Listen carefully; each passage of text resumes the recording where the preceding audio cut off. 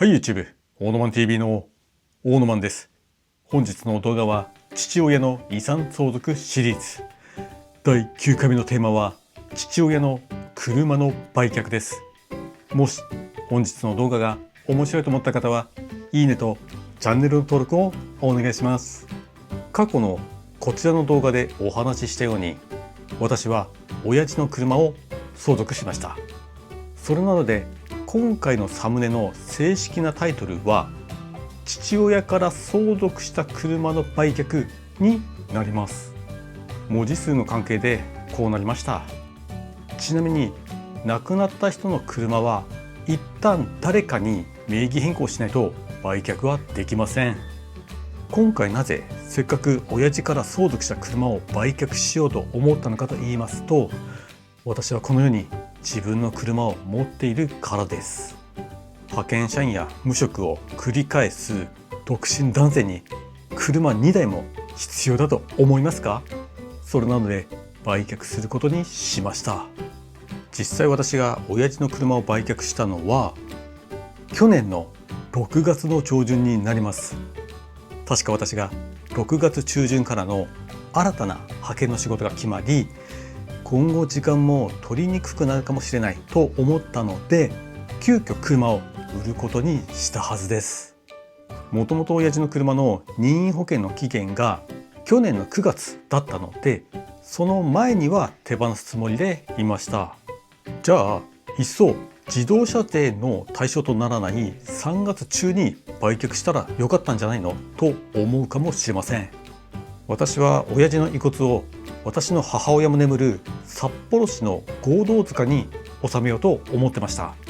生前の親父の要望もあり、そしてその納骨には親父の車で向かおうと私は決めていました。ただ納骨の日にちなどの関係で3月中の車の売却は難しくなりました。それなので一旦5月に親父の車の自動車税を支払った後、ゆっくり9月までに売却しようと私は考えてました。今回の車の売却で私が利用したのは今話題のモータです。皆さんも一度は CM などで目にしたことがあるのではないでしょうか。一昔前は車の一括査定が主流だったかもしれません。知らんけど、ある車系 YouTuber の方が実験として自分の車を一括査定に出してました。そしたら本当に電話が鳴りやまなくなってました。その理由としては、ある中古車買取会社があったとします。連絡は市内にあるその会社の各支店からあるみたいなんですよ。それを買取会社ごとにされるから電話が鳴りやまなくなるみたいです。私はそんな目に遭いたくないのでモータを選びました。モータの特徴は入札した上位3社からしか連絡が来ないのです。今回私が売却したのはこちら、マツダのデミオ2013年式。走行距離はたったの約3万キロです。親父は普段のちょい乗りでしかこの車を使っていませんでした。日本は車を大事に長く所有することを許さない世界的に見ても珍しい国です。だから生産から13年が経過すると税金が上がります。まさに親父の車は生産から12年が経過していたので、これも手放す理由となりました。このデミオは FF です。北海道だから四駆が必要なのではと思う人がいるかもしれませんが、それは嘘です。 FF でも北海道の冬は全然走れます。ちなみに私の車も FF です。その他の装備としては冬タイヤ4本、エンジンスターター、加齢臭などです。あとボディのあちこちには擦り傷があります。私はこの状態でモータに出品しました。ただね、モータの出品画面のひどいのがさ、写真をね4枚しか載せれないの。たったの4枚。信じられますか？これでどうやって車の状態を見てもらうのって感じ。あとは文章。中古車のサイトを見たことのある人はご存知だと思いますが、だいたい出品されている車って外観や内装の写真が20枚くらい載ってるじゃないですか。それがたった4枚でどうせっていうの、これはあれですかね。実物見ればいいじゃんというモータから買取店に対する意思の表れですかね。モータには申し込みの締め切り時間があって、午後3時までに申し込むと夕方6時以降に連絡があって、午後3時以降に申し込むと翌日のお昼12時に連絡があります。私は確か夕方5時くらいに申し込みしました。申し込みしたその日の夜、モータからはこのようなメールが届きました。一応の相場価格のようです。そして翌日のお昼12時ぴったりに買取業者から次々と電話がありました。次々といっても3社だけなのですが、連続でかかってきます。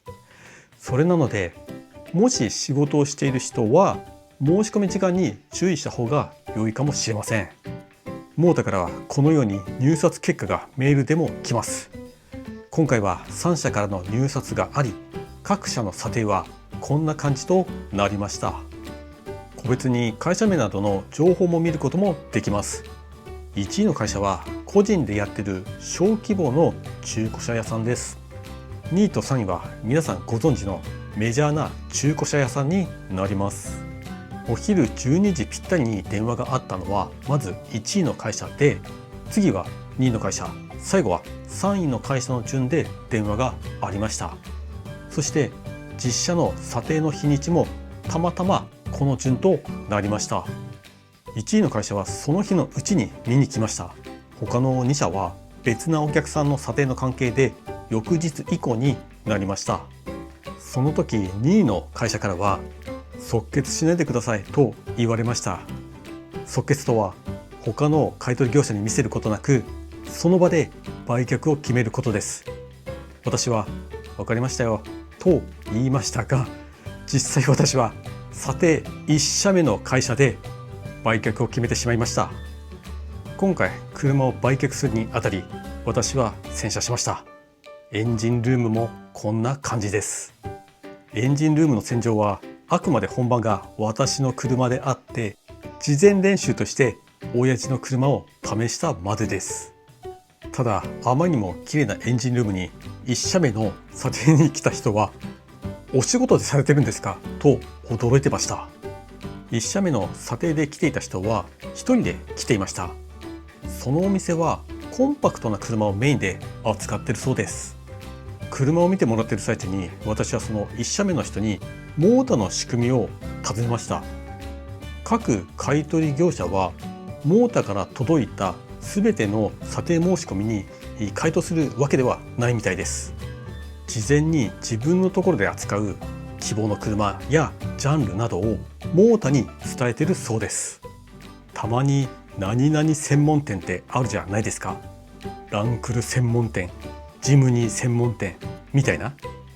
ランクル専門店なのに軽自動車の情報が来たってしょうがないじゃないですか。また軽自動車いらないから、とりあえず1000円で買い取しといてってなるじゃないですか。そこはちゃんとモータは考えてるなって。そして実際に買い取りのエントリーするときに費用がかかってるみたいですね。エントリー代みたいな。これがモータの収入になってるとか、月のシステム利用料とかエントリー代がモータの収入なのでしょうか。私の勝手な予想ですが。だからその1社目の方が言ってたんですけども、とりあえず買取価格を知りたかったんだよねというパターンが一番困るんですって。客としては申し込みにはお金が1銭もかかってません。無料です。でも買取業者3社はそれぞれエントリー代を支払ってます。それなのに実車を見れずに終了みたいな。なるほどねと私はその時は聞いてましたが、結局私はこの1社目で売却を決めてしまいました。モータに限らず、また車に限らず、買取業者に物を見せるときはあらかじめ何分間という時間を決めておいた方が良いです。というのは、この1社目の方はえらくこのデミを気に入ってくれました。それはそれでありがたいんですけども、一向に帰ろうとしないんですよ。いいですね、走行距離も短いし本当にいいですねばっか言ってんの。ところで今日は他の会社さんも来られるんですかとその人が聞いてきて、私は正直だから今日は他には来ないと言っちゃったんですよ。そしたらますます帰らない。するとその1社目の人がいくらだったら即決してくれますかと言ってきたんですよ。正直私は即決で売ることを想定していませんでした。というのは私は自称 YouTuber なので、モーターを利用した感想を全国4700人のチャンネル登録者の皆さんに伝える義務があります。そしたらその1社目の人は17万円だったらどうですかと言ってきました。この17万円は今来ている1位のこの会社の上限値です。その言葉に私の心が揺らぎ始めました。このモーターのやらしいところは、この結果を私のみならず3社にも送ってるんですよ。だから各社は相手の状況が分かってるんですよ。そうやってバトルさせるのがモーターの狙いかもしれません。実際1社目の人はこの画面のコピーを手にしていました。もし17万円で買い取ってくれるとしたら、この時点で他の2社はかなわないじゃないですか。そしたらその1社目の人は会社に電話し始めました。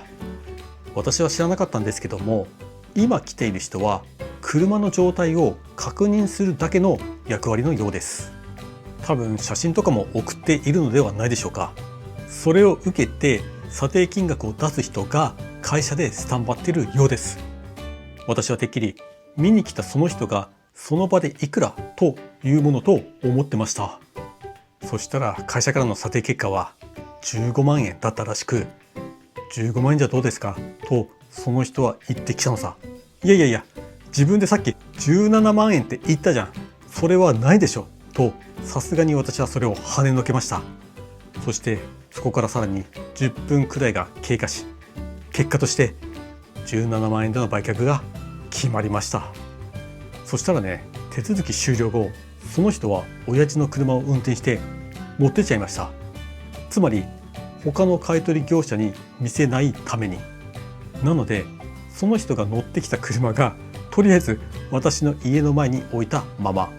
でも夜には聞いてました。まあ私としてはこの中の最高金額で売却できたから良かったかなと。当初は5月に支払った自動車税3万4千円を回収できれば良いと思っていたので。ただね、即決すると他の2社にお断りの電話をするのが心苦しかったですね。特に2位の会社には即決しないでねって言われていたのに、3位の会社は分かりましたという悲しそうな感じで終わったんですけども、2位の会社がね、いろいろと言ってきたんですわ。うちだったらもっと高く買いましたよとかさ、だったらなんでこの上限をもっと高くしておかないのと私は言ってやりたかったんですけども、小心者だから言えませんでした。確かにその気持ちはよくわかる。だってエントリー代を払っておきながら実車を見れずに終了は腹立つよね。本当申し訳ない。私は動画内容よりも目先の金額を優先させてしまいました。ただこのようなものの言い方はその後のその中古車屋さんの評判を落とすことになるので、やめた方が良いと私は思います。ちなみにこの2位の会社は中古車販売の他に造園業もやってるところです。これだけ言えば皆さんも分かりますよね。やっぱりって感じですね。ということで2013年式走行距離3万キロの親父のデミオは17万円で売却しました。この金額が高いか安いかは分かりません。今後車を売却しようと考えている方へアドバイスするならば、モーターの利用はありだと思います。今回は違いましたが、多分通常の手順だと3社に査定してもらった後、査定金額は当日ないしいついつまでに教えてくださいで良いと思います。必ずしも同じ日に査定ができるとは限らないので。ただ一つ私がこのモータで疑問に思ったのが、実車を査定した際、最初に提示された各社のこの上限を超える場合があるのかどうかです。どんなに良い状態であってもこれが上限なのか。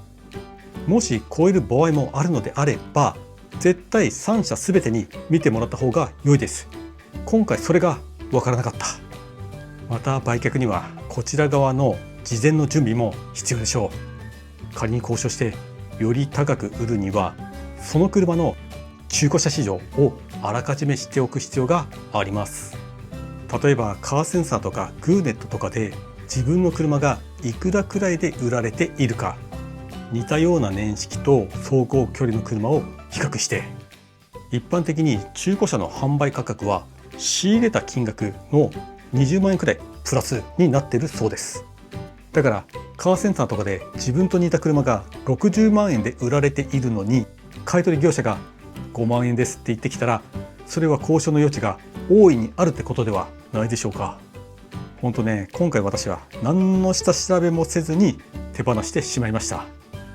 申し込みの際、モータから来たこのメールにも安い方へ引っ張られたのは間違いないですね。実際に買い取ったお店がこのデミオをいくらで販売しているかはその後調べてません。もしこれで80万円とかで販売していたら腹が立つので、将来的には今度は私のこの車もどこかの段階で手放す時が来るでしょう。その時はまたモーターを利用するかどうかは分かりません。ということで本日の動画は以上です。もしこんなあまり考えずに親父の車を売却した男に興味のある方はぜひチャンネルの登録をお願いします。それでは皆さん、バイバイ。